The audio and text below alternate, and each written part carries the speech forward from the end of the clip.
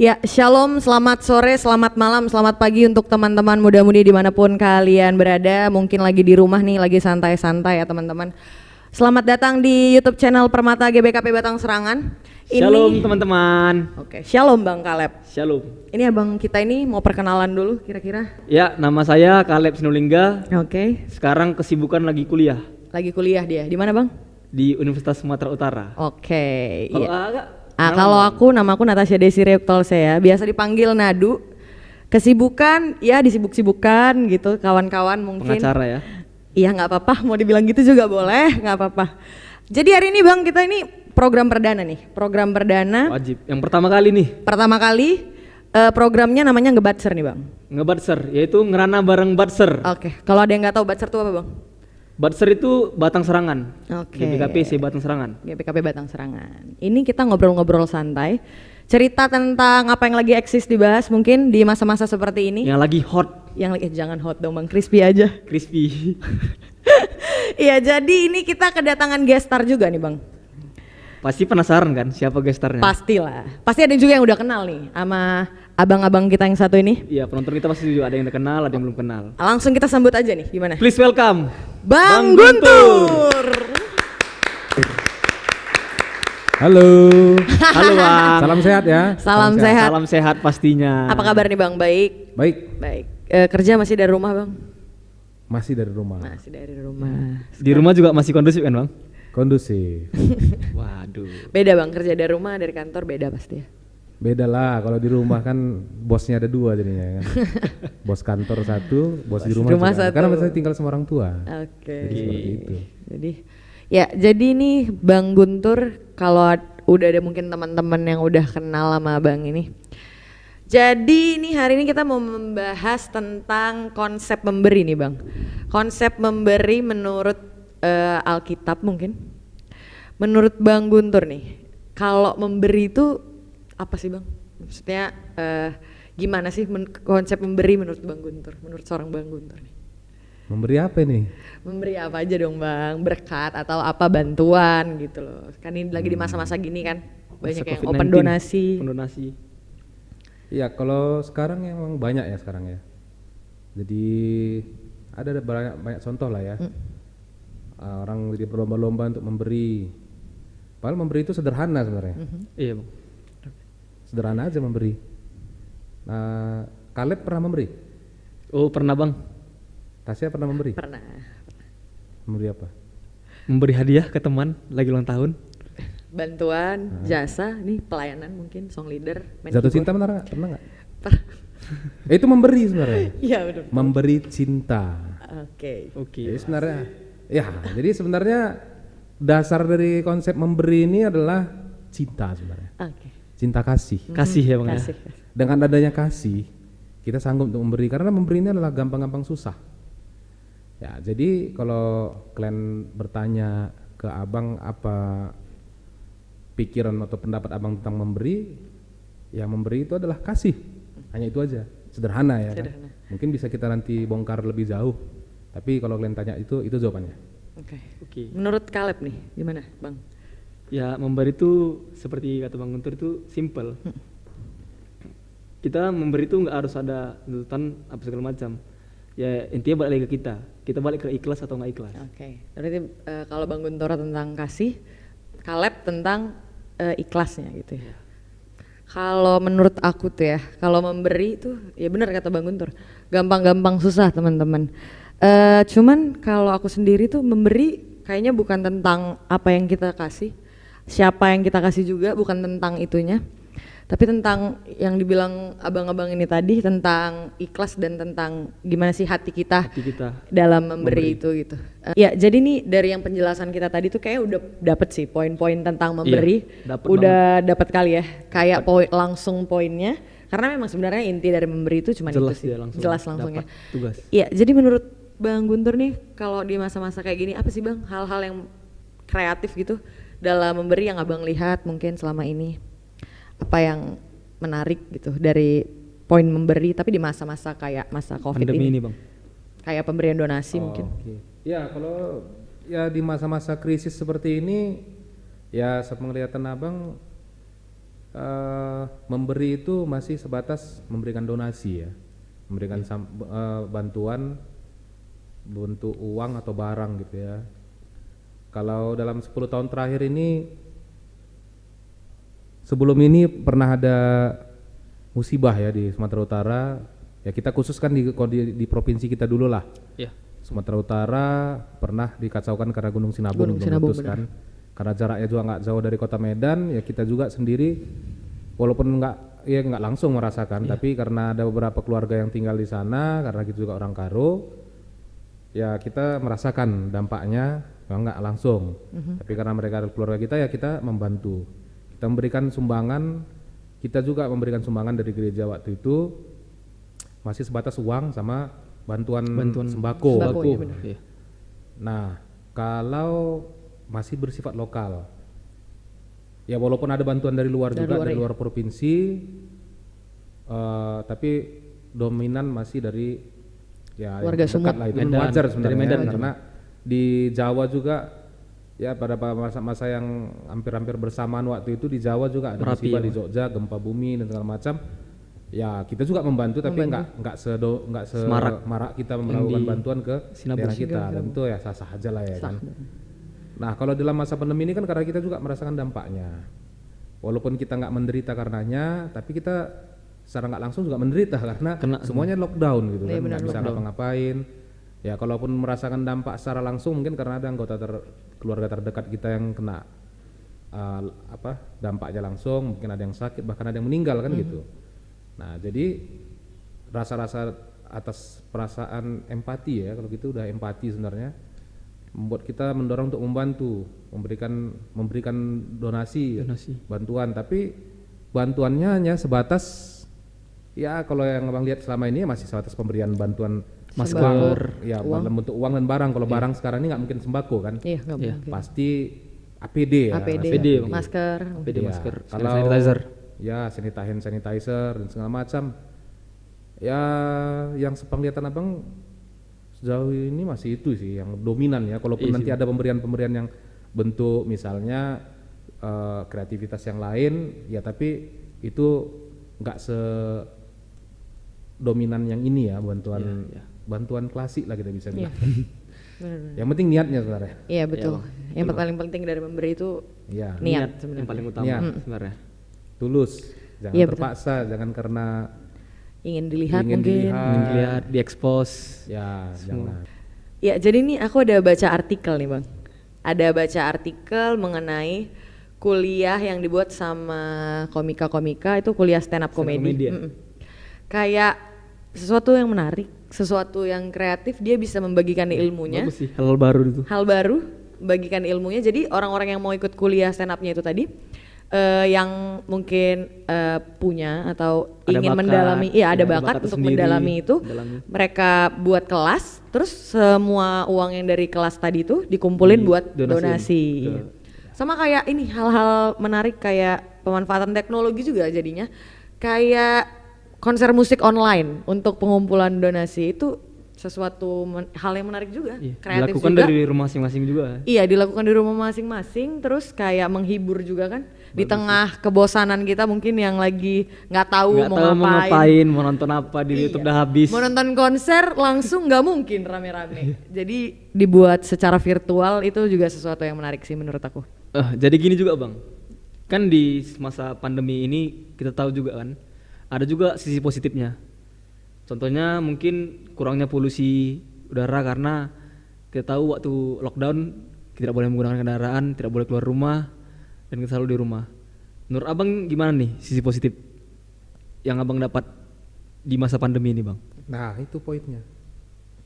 Itu poinnya. Iya. Jadi sebelum hari ini, jauh-jauh hari waktu lockdown pertama-tama kali, abang merenung gitu kan, kok ini apa ya maksud Tuhan ya, kok bisa seperti ini gitu kan. Jadi kalau misalnya ditanya ya kan, senang nggak dengan kondisi seperti ini?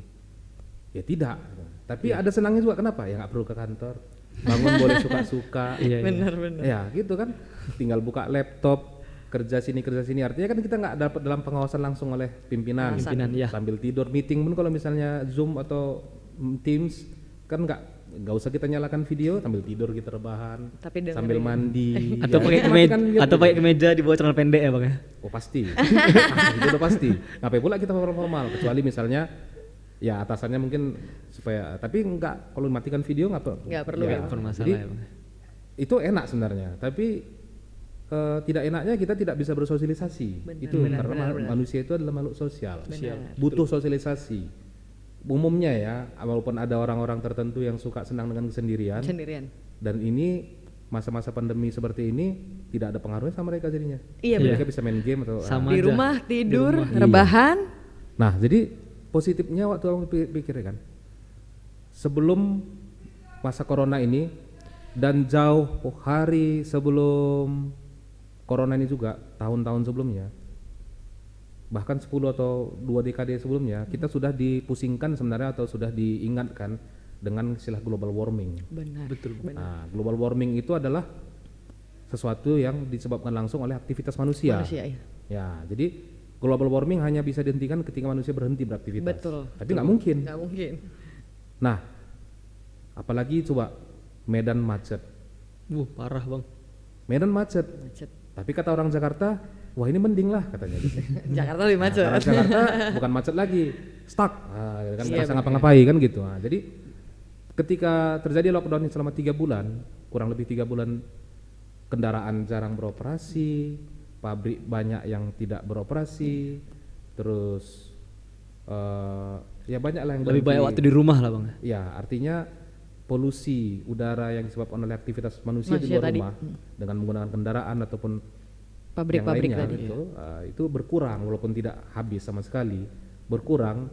Jadi secara nggak langsung efek ke bagaimana cara kita minimalisir global warming tadi itu secara nggak langsung terjadi gitu kan. Iya bang. Bukan karena kehendak kita, tapi karena paksaan alam. Iya, benar. Alam ya kan. Tapi kenapa? Ya memang ada bayarannya. Ketika kita tidak ya artinya sesuatu itu pasti ada bayarannya, ada ganjarnya. Ini ganjarnya seperti inilah. Ada korban yang berjatuhan. Nah, ya itu memang kita sangat menyayangkan itu, tapi namanya juga alam, kejadian alam. Walaupun sifat pandemi ini kan walaupun penyakit ya kita samakan dengan alam karena satu dunia ini merasakan. Iya, betul. Nah, jadi sisi positifnya yang perlu kita pikirkan adalah itu tadi salah satu. Bumi kita mungkin bisa menjadi lebih sehat dari sebelumnya. Tapi ya ketika new normal ini terjadi Kembali ya, lagi. Mulai lagi. Tidaknya ada 2 bulan ya Istirahat. minimal gini lah katanya kata PLN. Listrik 1 menit aja dimatikan, 1 menit aja bumi ini atau negara kita ini off listrik, 1 menit Sudah menyelamatkan. memberikan dampak yang sangat besar untuk listrik negara katanya. Iya. 2 bulan aja negara kita ini lockdown, pasti ada manfaatnya. Ada manfaat, benar. Walaupun ada bayaran yang harus dibayar, ya itu di luar kuasa kita. Iya, kita juga turut Wajar berduka ya untuk hal-hal itu tadi. Ya, dari sini kita juga harus belajar sebenarnya bagaimana kita memberi. Memberi adalah mengorbankan juga sebenarnya. Iya. Iya, Ya, benar. ketika kita memutuskan untuk tidak berkendara dengan mobil pribadi atau ya menggunakan transportasi umum, kita kan memberikan diri kita. Ya, udah termasuk lah bang. Ya, itu termasuk memberi dengan mengorbankan kenyamanan kita Kenyamanan dengan kita. mobil sendiri. Gitu. Tapi nih, Bang Guntur sama Kaleb, ada juga nih sisi positif lain yang kayak Gimana tuh? kita bosen nih di rumah sebenarnya kan. Iya. Semua orang pasti bosen lah di rumah, nggak ketemu teman-teman. Pasti. Sekalipun orang-orang yang introvert pasti bosen lah dia di Apalagi rumah. cuma nengok HP aja di rumah. Bener. Tapi ada sesuatu yang menarik kayak semua orang jadi masak tuh. Iya. Masak, lihat di TikTok nih zaman sekarang, lihat Dalgona tuh. Dalgona Coffee. Banovi. Jadi semuanya orang jadi master chef tiba-tiba. Keluar-keluar dari lockdown orang-orang jadi master chef. Iya. Tapi ada hal menarik karena ketika makanan yang dibuatnya tadi enak, mereka justru malah mengeluarkan jiwa bisnis mereka, Iya. dia jual. Dijual ya. Dijual, tapi uangnya buat jadi donasi. Kan itu sesuatu yang Tapi ada juga yang berubah jadi cuan dong. ada dong, sebagiannya Bisnis. cuan, kan bisnis, kan beli-beli perlu modal bang, ya nggak? Ya jadi mungkin itu aja sih sisi positif yang bisa Dari kita lihat. bisnis ya. Dari segi bisnis, segi talenta mungkin dalam diri kita masing-masing. Iya, tapi kalau misalnya sisi positif aja yang kita pandang kayaknya kurang adil ya. Nggak afdol. Nggak afdol. Pasti ada sisi negatifnya. Benar-benar. Pasti ada sisi negatif dari pandemi ini kita coba tanya Bang Guntur dulu deh. Bang Guntur kira-kira sisi negatifnya yang paling dampaknya paling ada mungkin kelihatan sama kita. Terkhususnya di diri abang lah bang. Yang berkaitan mungkin sama memberi juga. Ya, kalau negatifnya udah pastilah kita nggak bisa bersosialisasi secara langsung. Kontak langsung dengan manusia nggak bisa. Terutama ya faktor-faktor sosial ya. Iya. Misalnya saling mengunjungi tidak bisa, terbatas. Atau misalnya pelayanan juga terganggu. Iya benar. Pasti. Misalnya ada orang sakit atau ada duka cita. Nggak bisa datang gitu ya. Kita nggak bisa datang. Nah, jadi dampaknya kepada orang berduka juga ya kesedihannya juga beda lah dengan bagaimana kalau misalnya kita bisa datang, walaupun tidak akan mengobati duka atau luka mereka dengan kedatangan kita, tapi setidaknya bisa memberikan efek psikologis yang lebih baik dengan kedatangan kita. Menyemangatin. Benar-benar. Jadi yang paling besar adalah itu. Tidak bisa kita berkontak sosial secara langsung. Ya, paling itu yang paling besar. Mungkin ada hal yang lain ya, mungkin bisa dibahas atau mungkin bisa kita Kaleb mungkin tahu kira-kira ada yang mau. Ya menurutku bang, sisi negatifnya ada hubungannya juga ke abang sih. Terhalangnya berbagai kegiatan kita. Contohnya mungkin yang kurasakan sebagai mahasiswa, kami kuliah dari rumah. Sedangkan dosen itu, yang kurasakan kuliah dari rumah itu gak enak bang. Dosen menyampaikan materi cuman ngasih filenya dalam bentuk PDF, kami belajar sendiri. Beda dari yang biasanya dosen kan kalau kita kuliah di kampus, tatap muka, dosen bisa langsung ngasih tahu. Kadang pun dosennya nggak ngasih materi, cuman ngasih absensi, udah siap. Kalau kakak Tasya gimana kak? Menurut kakak? Kalau aku yang paling berdampak sih masalah sosialisasi sih, bener. Yang kita contohnya aja nih, ini pertemuan virtual kayak PA online yang sebelum ini kita buat, harusnya kita bisa PA bareng-bareng kan, biasanya bisa PA bareng-bareng tuh. Ya cukup, ini menurutku cukup memberikan apa ya, kayak biasa kumpul sama teman-teman PA gitu bareng-bareng. Tapi PA kali ini harus virtual ya, tapi harus tetap bersyukur lah untuk hal-hal yang mungkin semua yang terjadi. Ya yang berubah gitu. Ya mungkin ini memang bagian dari apa yang Tuhan rencanakan, ya pasti baik ke depannya, ada harinya nanti pasti baik gitu. Amin. Ya negatif pastilah, itu negatif banyak ya kan, kayak tadi pendidikan juga terganggu kan. Ya bagaimanapun kalau kontak langsung itu lebih antar nyaman, guru penting. atau dosen dengan mahasiswa atau murid itu jauh lebih nyaman efektif. Jadi situ akhirnya sekarang orang merasakan rupanya belajar pertemuan antara guru atau dosen dengan mahasiswa itu sangat berharga. Demikian juga dampak yang lain kalau tadi kalian tanya yang abang rasakan adalah sosialisasi, karena pekerjaan abang nggak terganggu sebenarnya, itulah syukurnya di situ. Tapi kawan-kawan lain misalnya yang kerja di perhotelan atau kerja di restoran yang harusnya tutup, itu restoran yang di jalan apa? Yang di jalan apa? Cut Mutia itu. Cut Mutia. Ah, itu kan tutup yang besar itu yang Cut Mutia itu yang baru padahal kan. Baru buka dia. Ah, ya kan. Yang merasakan siapa? Pengusahanya juga merasakan, terlebih lagi yang kerja karyawan. Iya, itu mereka kan bukan orang kaya makanya mereka kerja. Nggak mungkin orang kaya mau kerja sebagai karyawan di situ kan. Ya terganggu pasti, sangat terganggu.